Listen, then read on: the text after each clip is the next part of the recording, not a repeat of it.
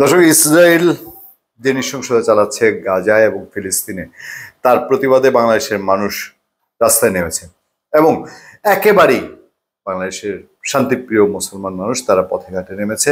তারা তাদের এত বড় পরিমাণ ডেমনস্ট্রেশন স্মরণকালের মধ্যে খুব কম দেখিয়েছে এবং বিশ্ব যদি মানবতা বলতে কিছু থাকে তাহলে মানুষ হিসেবে রাস্তায় নামাই ঠিক। কিন্তু এই সময়ে দুইটা খবরের দিকে আমার খুব নজর এসছে। আচ্ছা, দেখেন, এই ইস্যুটা এমন একটা ইস্যু, সারা জীবন যে কোনো সরকার বাংলাদেশের বাধ্য ফিলিস্তিনি মানুষকে নৈতিক এবং যে কোনো সমর্থন দিতে। ফিলিস্তিনের সন্তানরা, অসংখ্য সন্তান বাংলাদেশে পড়াশোনা করেন, বিভিন্নভাবে তারা সাপোর্ট পান এবং পৃথিবীর অন্যান্য দেশে যা পান না তা বাংলাদেশে পান। ওই যে বাধ্য বলেছে, কাকে বলবেন? আওয়ামী লীগ, বিএনপি, ডক্টর ইউনূসের সরকার, মনের ভেতরে যাই থাকুক। শুরু করি একটা জিনিস দিয়ে। আওয়ামী লীগ গভর্নমেন্ট ইসরায়েল থেকে আড়ি পাতার যন্ত্র কিনেছিল, এটা মোটামুটি প্রতিষ্ঠিত সত্য। ইসরায়েলের সাথে আমাদের সেই চুক্তি করার কথা না, ইসরায়েল থেকে এগুলো কেনার কথা না, তারপর আওয়ামী লীগ গভর্নমেন্ট কিনেছিল। বাংলাদেশের সরকারে যারা থাকে তারা বেসিক্যালি বাংলাদেশের সাধারণ মানুষের এই টিউনিংটা বুঝে কিনা, এই পালসটা বুঝে কিনা। সাধারণ মানুষ শুধুমাত্র তার ধর্মপ্রাণ চেতনা থেকে এবং মানবতার বিরুদ্ধে এই ভয়াবহ একটা অবস্থা থেকে মাঠে নামে। মানবতার এই দিকটা আমেরিকার চোখে এক চোখা। এখানে রাতকানা আমেরিকা, পৃথিবীর বড় বড় শক্তিগুলো রাতকানা। তারা বাংলাদেশে সংখ্যালঘু নির্যাতন খুঁজে, কিন্তু ফিলিস্তিনে বছরের পর বছর বোমা মেরে এবং মানুষ মেরে যেভাবে শেষ করে দেওয়া হচ্ছে, একটা পুরো মানব বসতি যেভাবে ধ্বংস করে দেওয়া হচ্ছে, সেখানে তারা চোখে দেখে না।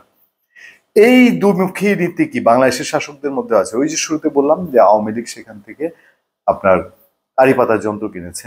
এবার আসুন এই কালে এসে একটা খবর দেখলাম, সিলেটে কেএফসির দোকানে ভাঙচুর হয়েছে, সেখানে ফিলিস্তিনি পণ্য বলে কোক টোক সব ভাঙচুর করা হয়েছে এবং ভাঙচুর করা কোকগুলো ওই যারা ভাঙচুর করেছে তাদের মধ্যে কেউ কেউ খেয়েও ফেলেছে। এটা কি ধরনের বিক্ষোভ প্রতিবাদ? এটা কি সম্ভব? বা এইটাকে তখন বলা হয় না যে ভণ্ডামি বা অহেতুক মায়া কান্না? বিক্ষোভ তো দেখাচ্ছে সারা বাংলাদেশের মানুষ। উপদেষ্টাও কেউ কেউ তাদের কর্মবিরতি দিয়েছে। এবার আসেন উপদেষ্টা লেভেলে। আমি গত বছর 27 মার্চ 2024-এর 27 মার্চের যুগান্তরের একটা খবর দেখছি। হেডলাইনটা হলো যুগান্তর। এখন দেখবেন যে হেডলাইন ঘুরে ওনারা অন্তর্বর্তীকালীন সরকারের প্রধান উপদেষ্টা ডক্টর মোহাম্মদ ইউনূসের খুবই সাংঘাতিক রকম, মানে পুরোই চোখের নিমেষে পল্টি। আওয়ামী লীগ গভর্নমেন্টের সময় আওয়ামী লীগের, এখন ডক্টর ইউনূস সরকারের বিরুদ্ধে সময়ে ডক্টর ইউনূসের, মানে যুগান্তর। এবং আমি জানি না এই সরকার কতটুকু এই দুইটা পত্রিকা পড়াশোনা করে। দুইটা পত্রিকা আমার খুব চোখে পড়েছে, একটা হলো কালের কণ্ঠ, একটা হলো যুগান্তর। এমন ভাবে পল্টি দিয়েছে, মানে আওয়ামী লীগের সময় আমি কালের কণ্ঠে এমনও দেখেছি মাসের পর মাস বিএনপির অ্যাক্টিং চেয়ারম্যান তারেক রহমানকে নিয়ে আপত্তিকর রিপোর্ট মাসের পর মাস ঝুলেছে। এখন আবার তারা শেখ হাসিনাকে নিয়ে রিপোর্ট মাসের পর মাস ঝুলিয়ে রেখেছে আর ডক্টর ইউনূসের পক্ষে নিউজ করে। যুগান্তরও তাই, ক্যারেক্টার মোটামুটি ওই রকমই। সেই যুগান্তরের রিপোর্ট ছিল doctor Yunus tree of piece নামে একটা পুরস্কার পেয়েছেন। সেই ট্রি অফ পিসটা ইউনেস্কোর পুরস্কার বলে ব্র্যাক সেন্টার থেকে জানানো হয়েছে, গ্রামীণ সেন্টার থেকে জানানো হয়েছিল, ডক্টর ইউনূসের দিক থেকে জানানো হয়েছিল। এরপরে আবার এই যুগান্তরের রিপোর্টেই বলছে যে ডক্টর ইউনূসের দাবি করা ওইটা ইউনেস্কোর পুরস্কার না, এটা ইসরায়েলের পুরস্কার। সোশ্যাল মিডিয়ায় ঘুরে বেড়াচ্ছে, ডক্টর ইউনূসের দিক থেকে ইসরায়েলকে এর আগে ফান্ড দেওয়া হয়েছে।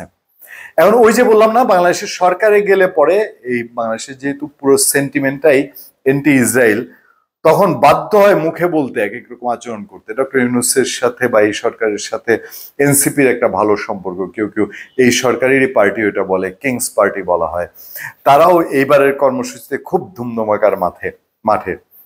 কিন্তু ভেতর ভেতর ওই আওয়ামী লীগের আমাদের চুন খেয়ে মুখ পড়েছে। তো আওয়ামী লীগ যেরকম আড়ি পাতা যন্ত্র আনে ইসরায়েল থেকে, এরকম কি কোনো বিষয় থাকতে পারে? ধন্যবাদ সবাইকে, ভালো থাকবেন, সুস্থ থাকবেন। সত্য, করুণা এবং সহনশীলতার সাথে আপনার সাথে আমি আতিক রহমান পূর্ণিয়া।